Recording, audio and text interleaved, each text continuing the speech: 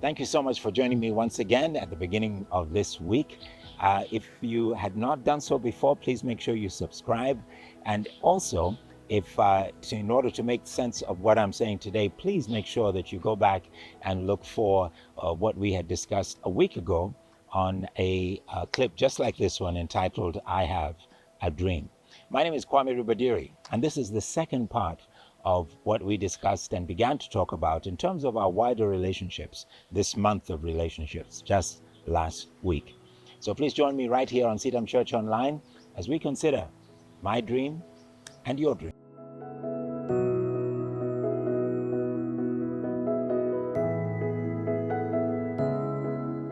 The last time we were together, we were talking about how 2.5 of the tribes of the children of Israel, of the 12 tribes of Israel, had made a decision to establish themselves on the eastern side of the River Jordan.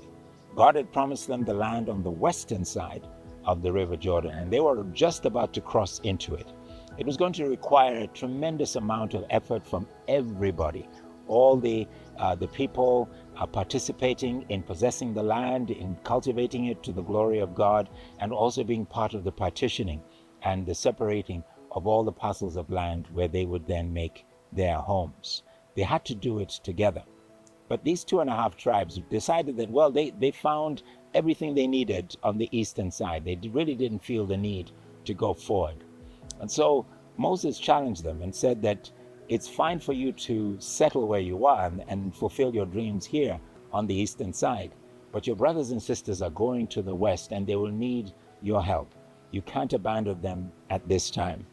And this is what they said to Moses in Numbers 32, verses 16 and 17 and 18. They came to Moses and said, we would like to build pens here for our livestock and also construct cities, fortifiedness for our children and women here. But we will arm ourselves for the battle, and we will go ahead of the Israelites until we have brought them to their place.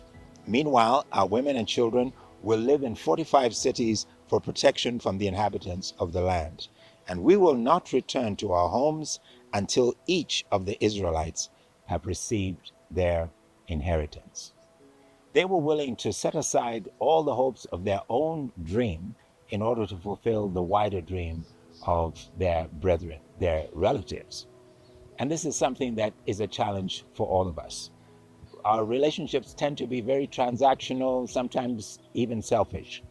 And God is saying that, you're here because of the benefits or because you stand on the shoulders of others. Many others helped you to get to where you are. And therefore, you can't live your life selfishly. You can't live your life as it revolves around you and you're the most important person. We're connected, and those connections mean something. And as God begins to lead us, let's be mindful about the wider things that He wants to accomplish in the lives of those He has already connected to us. We cannot forget about our cousins. We can't forget about our nephews. We can't forget about our siblings. We cannot certainly forget about our parents and our parents-in-law or in-laws. All that God wants to establish through them has a responsibility on our part as well.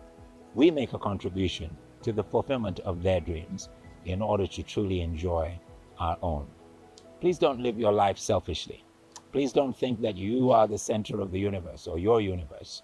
And please look at all the resources and abilities and skills that God has given to you and how they can be a benefit to the wider expression of your family and your relatives. Let's see what God does in 2026 as we really pay attention not only to our relationship to Him, but the relationships He has already given to us in this life by those we call family. God bless.